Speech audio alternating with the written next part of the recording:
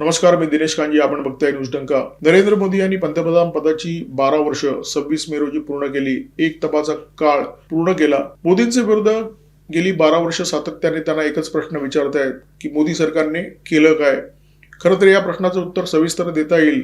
मोदी सरकारच्या कार्यकर्तृत्वाचा लेखाजोखा जर मांडायचा झाला तर वर्षाचे 365 दिवस रोज किमान 1 किंवा 2 व्हिडिओ करावे लागतील. आजच्या या व्हिडिओमध्ये मोदी सरकारच्या एका जबरदस्त उपलब्धीबद्दल आपण बोलणार आहोत, जी उपलब्धी काही दिवसापूर्वी देशाने मिळवली मोदी सरकारच्या नेतृत्वाखाली. आपण अमेरिकेला सौर ऊर्जा निर्मितीच्या क्षेत्रामध्ये मागे टाकलेलं आहे. चीन नंतर सर्वाधिक सौर निर्मिती करणारा भारत हा जगातला दुसरा देश ठरलेला आहे. भारताने वर्षभरामध्ये 154 गिगावॅट सौर ऊर्जेची निर्मिती केलेली आहे. आणि हे जर झालं नसतं तर देशामध्ये काय अघटित घडलं असतं त्याबद्दल आपण या व्हिडिओमध्ये बोलणार आहोत. परंतु व्हिडिओ सुरू करण्यापूर्वी एक छोटीशी विनंती, आमचं चॅनल सबस्क्राईब करा आणि जर आवडला तर व्हिडिओ लाईक करा, शेअर करा, हाईप करा. देशाने 12 महिन्यात 154 गिगावॅट सौर ऊर्जा निर्मितीचं लक्ष्य गाठलेलं आहे, असं आपण एप्रिल 2026 मध्ये जाहीर केलं. ही उपलब्धी अत्यंत महत्वाची आहे, परंतु ज्या वेगाने आपण या लक्ष्यापर्यंत पोहोचलो त्या वेगाची सुद्धा चर्चा झाली पाहिजे, त्या वेगाचं सुद्धा कौतुक झालं पाहिजे. 150 गिगावॅटची निर्मिती आपण करतोय, त्यापैकी पहिल्या 50 गिगावॅट सौर ऊर्जेची निर्मिती करायला आपल्याला 11 वर्षे लागली. त्याच्या पुढच्या 50 गिगावॅटचा टप्पा गाठायला आपल्याला 3 वर्षे लागली आणि अखेरच्या 50 गिगावॅटचा टप्पा गाठायला आपल्याला फक्त 14 महिने लागलेले आहेत. आणि हा जो धडाका आहे, हा जो वेग आहे, तो अत्यंत कौतुकास्पद आहे. ऐकून आपल्याला आश्चर्य वाटेल, युपीए सरकारच्या काळामध्ये डॉक्टर मनमोहन सिंग यांच्या नेतृत्वाखाली जे सरकार होतं त्या सरकारने सौर ऊर्जा निर्मितीसाठी 2022 पर्यंत फक्त 20 गिगावॅटचं लक्ष ठेवलं होतं. या कुर्मगतीने जर भारत पुढे सरकला असता तर आज आपण जिथे उभे आहोत तो टप्पा गाठायला आपल्याला आणखी 10 ते 15 वर्ष लागली असती. आणि जेव्हा जगामध्ये खूप मोठं संकट आहे, हॉर्मुझमध्ये नाकाबंदी आहे, क्रूड तेलाचं संकट निर्माण झालेलं आहे, नैसर्गिक गॅसचं संकट निर्माण झालेलं आहे, अशा काळामध्ये देशामध्ये अराजकाची परिस्थिती असती. देशामध्ये किमान 12 तास लोडशेडिंग करावं लागलं असतं आणि कदाचित देश दिवाळखोरीच्या उंबरठ्यावर गेला असता. काँग्रेसच्या इकोसिस्टीम मधली अनेक मंडळी सोशल मीडियावर पडिक असतात आणि या मंडळींना वारंवार मोह होत असतो. डॉक्टर मनमोहन सिंग यांचा पंतप्रधान पदाचा कार्यकाळ आणि नरेंद्र मोदी यांचा पंतप्रधान पदाचा कार्यकाळ याच्यामध्ये तुलना करण्याची ते सतत सांगण्याचा प्रयत्न करत असतात की डॉक्टर मनमोहन सिंग हे अर्थतज्ञ पंतप्रधान होते आणि नरेंद्र मोदी हा त्यांच्या दृष्टीने चायवाला असतो. नरेंद्र मोदी हे डॉक्टर मनमोहन सिंग यांच्या तुलनेत बौद्धिकदृष्ट्या अगदीच मागास आहेत, अशा प्रकारचा प्रचार ही मंडळी करत असतात. परंतु प्रत्यक्षात जर चित्र पाहिलं, आकडेवारी तपासली तर हे चित्र नेमकं उलट आहे. नरेंद्र मोदी यांनी जी लक्ष ठेवली आणि ती लक्ष ज्या प्रकारे गाठली त्याची तुलना जर डॉक्टर मनमोहन सिंग यांच्या कार्यकाळाशी आणि त्यांनी ठेवलेल्या लक्ष्याशी जर आपण केली तर लक्षात येतं की नरेंद्र मोदी यांच्या तुलनेत डॉक्टर मनमोहन सिंग हे अगदीच खुजे होते. नरेंद्र मोदी यांच्या सरकारला आता 12 वर्षाचा कार्यकाळ पूर्ण झालेला आहे, त्यामुळे बऱ्याच गोष्टींचा जनतेला विसर पडलेला आहे. युपीए सरकारच्या काळामध्ये झालेला प्रचंड मोठा भ्रष्टाचार, त्या काळातला धोरण लघवा, सरकारची अकार्यक्षमता आणि त्या काळामध्ये सातत्याने होणारे बॉम्बस्फोट, यातल्या अनेक गोष्टींचा जनतेला विसर पडलेला आहे. युपीए सरकार इतकं प्रगतिशील होतं की या सरकारच्या काळामध्ये लोड शेडिंग ही समस्या अत्यंत उग्र झालेली. पण ग्रामीण भाग सोडून द्या, ग्रामीण भागामध्ये त्या काळामध्ये 12-12 तास लोड शेडिंग व्हायचं, परंतु मुंबई पुण्यासारख्या शहरामध्ये सुद्धा 3 ते 4 तास लोड शेडिंग व्हायचं. सध्या जो उन्हाचा कडाका आहे तो जर लक्षात घेतला तर आपण अशा प्रकारच्या लोड शेडिंगची कल्पना सुद्धा करू शकत नाही. आज अपवादाने कधीतरी क्वचित 5-1 मिनिटं लोड शेडिंग होतं, बाकी विजेचा सतत पुरवठा लोकांना सुरू असतो. आणि सौर ऊर्जेच्या प्रांतामध्ये युपीए सरकार इतकं कर्मदरिद्री होतं, इतकं थर्ड क्लास होतं, या सरकारने 2014 पर्यंत फक्त 2.82 गिगावॅट सौर ऊर्जा निर्मितीचं लक्ष गाठलं होतं. देशात आज आपण 537.26 गिगावॅट विजेची निर्मिती करतोय. 2014 ची जर तुलना केली तर ही वीज निर्मिती जवळजवळ दुपटीपेक्षा जास्त झालेली आहे. वीज निर्मितीसाठी आपण सूर्याच्या उन्हाचा वापर करतोय, आपण वाऱ्याचा वापर करतोय, आपण पाण्याचा वापर करतोय. 2030 पर्यंत स्वच्छ ऊर्जा निर्मितीचं आपण जे लक्ष ठेवलेलं आहे ते 500 गिगावॅट इतकं ठेवलेलं आहे. पण फक्त स्वच्छ ऊर्जा 500 गिगावॅट पर्यंत निर्माण होईल 2030 पर्यंत. आणि सध्या आपण ज्या लक्ष्यापर्यंत पोहोचलेलो आहे ते लक्ष आहे 275 गिगावॅट पर्यंत. म्हणजे 50% जास्त लक्ष आपण गाठलेलं आहे.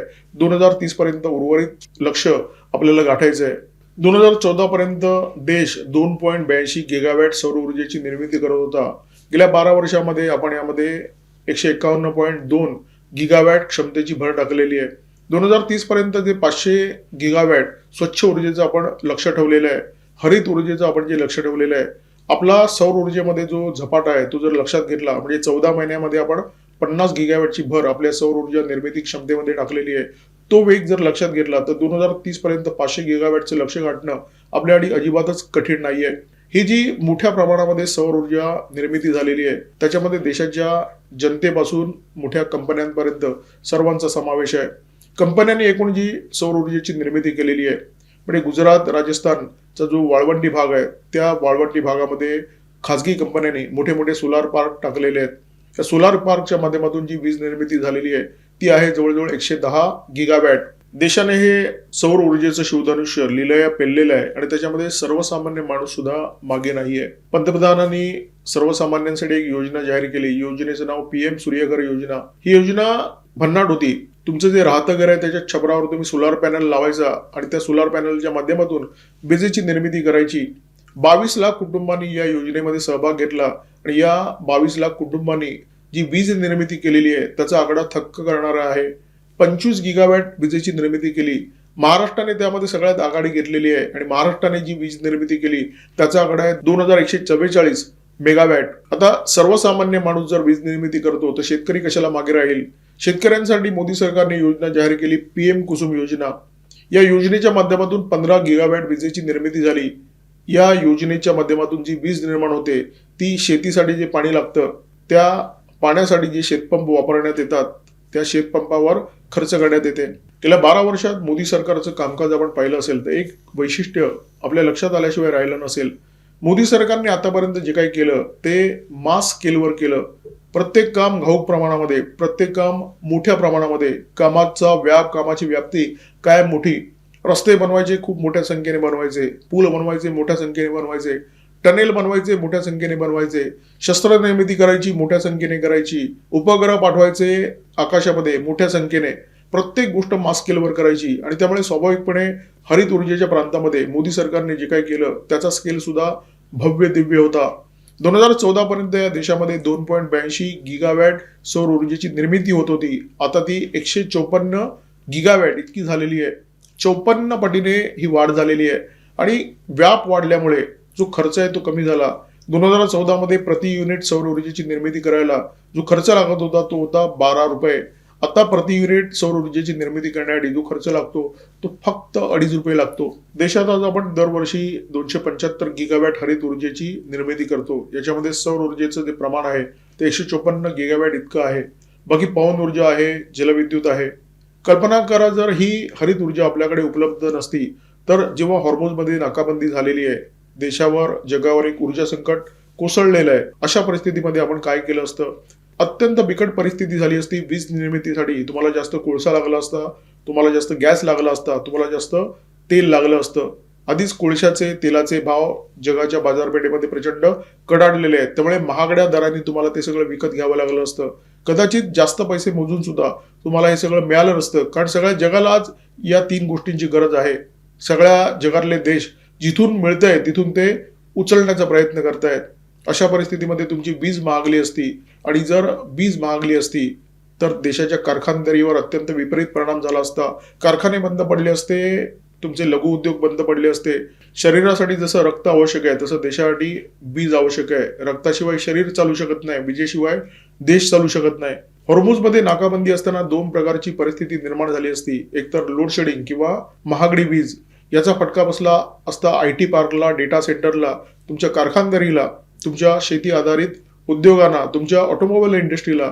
परिणाम असा झाला असता की मोठ्या प्रमाणामध्ये रोजगार कपात झाली असती, बेरोजगारी वाढली असती, महागाईचा भडका उडाला असता. अशा परिस्थितीमध्ये देशात अराजकाचं वातावरण निर्माण झालं असतं. तुम्हाला 275 गिगावॅट वीज निर्मिती या हरित ऊर्जेपासून होते ती करण्यासाठी अतिरिक्त कोळसा, अतिरिक्त गॅस, अतिरिक्त तेल आयात करावं लागलं असतं आणि हे जे अतिरिक्त बिल आहे त्याचा बोजा पडला असता जवळजवळ $55 अब्ज.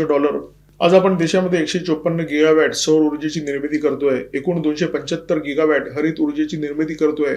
म्हणजे आपण काय करतोय, आपण लाखो बॅरल तेल, लाखो बॅरल गॅस आणि लाखो टन कोळसा आयात करण्यापासून देशाला रोखतोय. आपण काही प्रमाणामध्ये ऊर्जा स्वातंत्र्य मिळवलेलं आहे. UPA सरकारच्या काळामध्ये फक्त सौर ऊर्जेबद्दल उदासीन धोरण होतं अशातला भाग नाहीये. सगळ्याच बाबतीत यथातथा परिस्थिती होती. आपल्या पवन ऊर्जेची निर्मिती होती 21 गिगावॅट, आपल्या जलविद्युतची निर्मिती होती 52 गिगावॅट, एकूण आपली जी हरित ऊर्जा होती 2014 मध्ये त्याची निर्मिती होती 76 गिगावॅट. म्हणजे परिस्थिती अत्यंत वाईट होती. मोदी सरकारने ही परिस्थिती पूर्णपणे बदलली. 76 गिगावॅट पासून आपण 275 गिगावॅट पर्यंत आलेलो आहे. म्हणजे जवळजवळ तिपटीने आपण आपल्या हरित ऊर्जेची निर्मिती वाढवलेली आहे. तुम्ही कोणत्याही दिशेने जर पुढे जाता, तुम्हाला एखाद्या क्षेत्रामध्ये प्रगती करायची आहे, तर तुमच्याकडे ठोस धोरण हवं आणि स्पष्ट धोरण हवं. युपीए सरकारच्या काळामध्ये एक तर धोरण लकवा होता आणि धोरणाबद्दल अत्यंत संदिग्धता होती. युपीए सरकारने अणुऊर्जेसाठी 2032 पर्यंतचं लक्ष ठेवलं होतं 60 गिगावॅट. परंतु नंतर त्यांच्या लक्षात आलं 2011 मध्ये की हे लक्ष खूप जास्त आहे आणि हे लक्ष अचीव करणं खूप कठीण आहे. मग 2011 मध्ये त्यांनी लक्ष कमी केलं आणि ते 60 गिगावॅटचं लक्ष 27 गिगावॅट पर्यंत आणून ठेवलं. हीच परिस्थिती सर्व क्षेत्रामध्ये होती. सौर ऊर्जेची क्षमता युपीए सरकारच्या लक्षातच आली नाही. युपीए सरकारने 2022 पर्यंत लक्ष ठेवलं होतं 20 गिगावॅट सौर ऊर्जा निर्माण करण्याचं. खरं तर भारत हा असा देश आहे जिथे प्रत्येक राज्यामध्ये भरपूर ऊन पडतं, भरपूर मोकळी जागा आहे, मोठा समुद्र आहे, नद्या आहे. अशा परिस्थितीमध्ये आपण खूप मोठ्या प्रमाणामध्ये सौर ऊर्जा निर्माण केली पाहिजे होती. परंतु युपीए सरकारचा कर्मदरिद्रीपणा आणि कल्पना दारिद्र्य या दोन्ही गोष्टीमुळे त्यांनी फक्त 20 गिगावॅटचं लक्ष ठेवलं. नरेंद्र मोदी जेव्हा 2014 मध्ये सत्तेवर आले तेव्हा त्यांनी हे लक्ष 5 पट केलं. म्हणजे 20 गिगावॅटचं त्यांनी थेट 100 गिगावॅट केलं. आणि आज आपली परिस्थिती काय? मोठं लक्ष ठेवल्यावर मोठी झेप घेण्याची प्रेरणा सुद्धा मिळते. आज आपण 154 गिगावॅट पर्यंत पोहोचलेलो आहोत आणि 14 महिन्यात 50 गिगावॅट पुढे जाण्याची आपली क्षमता आहे. कदाचित भविष्यामध्ये हे 14 महिने सुद्धा कमी होतील. आपण वर्षभराच्या काळामध्ये 50 गिगावॅट किंवा त्याहीपेक्षा कमी महिन्यामध्ये 50 गिगावॅट पर्यंत पोहोचू शकतो. एखाद्या देशाला जर वेगाने प्रगती करायची असेल तर त्या देशाकडे भांडवल असणं गरजेचं आहे. सरकारकडे कायम मर्यादित भांडवल असतं, त्यामुळे भांडवलाचे 2 पर्याय सरकारकडे उपलब्ध असतात. एकतर परकीय गुंतवणूक, विदेशामध्ये जे धनाढ्य लोक आहेत त्यांच्या माध्यमातून गुंतवणूक आणायची, किंवा देशामध्ये जे धनाढ्य लोक आहेत त्यांच्या माध्यमातून भांडवल निर्मिती करायची. सरकारने हे दोन्ही पर्याय वापरलेले आहेत. परंतु मोदी सरकार सत्तेवर आल्यापासून देशामध्ये एक ट्रेंड सुरू झालेला आहे. विरोधी पक्ष मोठ्या मोठ्या उद्योगपतींच्या नावाने कंठशोष करताना दिसतोय, विशेषतः अदानी अंबानी यांच्या नावाने. काँग्रेस पक्षाचे नेते, काँग्रेसच्या मित्र पक्षाचे नेते, असे अनेक नेते आहेत की ज्यांनी कोणताही कामधंदा न करता, कोणताही उद्योग न करता कोट्यावधीची माया जमवलेली आहे. काही लोकांकडे तर अब्जावधीची माया आहे. कोणताही उद्योग धंदा न करता प्रचंड पैसा कमवणारे हे लोक उद्योगपतींकडे बोट दाखवत आहेत आणि त्यांच्या नावाने चोर चोर असा ठणाणा करतायत. जे उद्योगपती नियमित धंदा करतात, टॅक्स भरतात, रोजगाराची निर्मिती करतात, प्रकल्पांची निर्मिती करतात, देशाच्या विकासाला हातभार लावतात, त्यांना चोर ठरवण्याचा प्रयत्न राहुल गांधी आणि त्यांच्या चेल्याच्या पाड्यांनी चालवलेला आहे. सौर ऊर्जेच्या प्रांतामध्ये नरेंद्र मोदी यांनी उद्योगपतींची हीच ताकद वापरली. उद्योगपतीनं गुजरात आणि राजस्थान मधल्या मोठ्या मोठ्या जमिनी मोफत दिल्या आणि त्यांना सांगितलं तुम्ही इथे गुंतवणूक करा, इथे तुम्ही सौर पॅनल बसवा, इथे तुम्ही सौर ऊर्जेची निर्मिती करा. आता सौर ऊर्जेची निर्मिती करायला प्रचंड मोठ्या प्रमाणामध्ये भांडवल लागतं. हे भांडवल सरकारकडे नाहीये, त्यामुळे उद्योगपतींना जमिनी देऊन सरकारने त्यांना भांडवल उतायला सांगितलं आणि त्याचा परिणाम असा झालेला आहे की गुजरात आणि राजस्थानमध्ये खूप मोठ्या संख्येने खासगी उद्योगांनी गुंतवणूक केलेली आहे. याच्यामध्ये अदानी ग्रीन आहे, याच्यामध्ये रिलायन्स आहे, याच्यामध्ये JSW आहे, याच्यामध्ये टाटा पॉवर आहे. आणि या खासगी उद्योजकांच्या मदतीने देशामध्ये खूप मोठ्या प्रमाणामध्ये वीज निर्मिती होते. अशा प्रकारचे चित्र आहे. देशाच्या इंधन सुरक्षेला एक बळकटी मिळते. सौर ऊर्जेच्या क्षेत्रामध्ये केंद्र सरकारने एक छोटासा बदल केला. खासगी कंपन्यांना सौर ऊर्जेची दारं उघडी केली, त्यांना काही सवलती दिल्या आणि त्याचा परिणाम असा झाला 2014 मध्ये जी सौर ऊर्जेची निर्मिती 2.82 गिगावॅट होत होती ती 54 पटीने वाढली आणि आज ती 154 गिगावॅट झालेली आहे. हा जो चमत्कार आहे तो न्यूक्लिअर एनर्जीच्या क्षेत्रामध्ये व्हावा, अणुऊर्जेच्या क्षेत्रामध्ये व्हावा म्हणून गेल्या संसदेच्या अधिवेशनामध्ये केंद्र सरकारने शांती कायदा मंजूर केला. आता शांती कायदा म्हणजे काय? शांती कायदा म्हणजे sustainable harnessing and advancement of nuclear energy for transforming India act. हा जो कायदा आहे तो अत्यंत महत्वाचा आहे. अणुऊर्जेचं क्षेत्र फक्त सरकारी कंपन्यांसाठी आरक्षित होतं, म्हणजे सरकारसाठी आरक्षित होतं. केंद्र सरकारने अणुऊर्जेच्या क्षेत्रामध्ये आता खासगी कंपन्यांना वाव देण्याचं ठरवलेलं आहे. खासगी कंपन्या आता सरकारच्या खांद्याला खांदा लावून इथे ऊर्जा निर्मितीचे प्रकल्प निर्माण करणार आहेत आणि त्याचा फायदा येत्या काळामध्ये देशाला निश्चितपणे झाल्याशिवाय राहणार नाहीये. हरित ऊर्जा निर्मितीच्या क्षेत्रामध्ये केंद्र सरकारने ही जी क्रांती केलेली आहे त्याच्यामध्ये काही फार मोठं रॉकेट सायन्स नाहीये. केंद्र सरकारने खूप छोट्या छोट्या गोष्टी केलेल्या आहेत, परंतु त्या गोष्टी अत्यंत महत्वपूर्ण ठरलेल्या आहेत, परिणामकारक ठरलेल्या आहेत. केंद्र सरकारने चौकटीच्या बाहेरचा विचार केला, लाल फितीचा जो कारभार होता तो मोडीत काढला, खाजगी कंपन्यांना वाव दिला, सर्वसामान्यांचा या उपक्रमामध्ये सहभाग घेतला, सहयोग घेतला. सौर्यघर योजनेच्या माध्यमातून 22 लाख कुटुंबांना जोडलं, सौर ऊर्जेसाठी खाजगी कंपन्यांना आमंत्रण दिलं. आता शांती कायद्याच्या अंतर्गत अणुऊर्जेच्या क्षेत्रामध्ये सुद्धा खाजगी कंपन्यांचा सहभाग घेतला जातोय. म्हणजे खाजगी क्षेत्राची एक जी ताकद आहे ती ताकद ऊर्जा निर्मितीसाठी वापरण्याचा प्रयत्न केंद्र सरकारकडून होतोय. सर्वसामान्यांना सुद्धा या दिशेने प्रेरित करण्याचा प्रयत्न केंद्र सरकारच्या दिशेने होतोय. केंद्र सरकारने चौकट मोडलेली आहे, चौकटीच्या बाहेरचा विचार केलेला आहे. केंद्र सरकारने लाल फीत मोडीत काढलेली आहे. या सगळ्या छोट्या छोट्या गोष्टी केल्यानंतर त्याचे भव्य दिव्य परिणाम दिसायला लागलेले आहेत. ऊर्जा सुरक्षेच्या प्रांतामध्ये आपण हळूहळू एक एक पाऊल पुढे टाकताना दिसतोय. जर भविष्यात अंदमान निकोबारमध्ये आपल्याला खरोखर तेल मिळालं तर देश ऊर्जेच्या दृष्टीने खरोखर स्वतंत्र होणार आहे. पंतप्रधान नरेंद्र मोदी यांनी गेल्या 12 वर्षामध्ये देशामध्ये एक जे सकारात्मक परिवर्तन आणलेलं आहे, जे देशाला विकासाच्या प्रगतीच्या दिशेने पुढे नेत आहे, त्या ढिगभर कामांपैकी एक छोटंसं काम मी या व्हिडिओच्या माध्यमातून आपल्यासमोर ठेवण्याचा प्रयत्न केलेला आहे.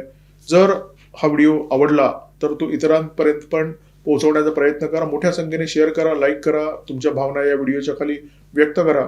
हा व्हिडिओ ज्यांनी पाहिला प्रयत्न करा, जर त्यांनी चॅनल सबस्क्राईब केला नसेल तर आठवणीने हा चॅनल सबस्क्राईब करा आणि बेल आयकॉन दाबायला अजिबात विसरू नका. नमस्कार, धन्यवाद.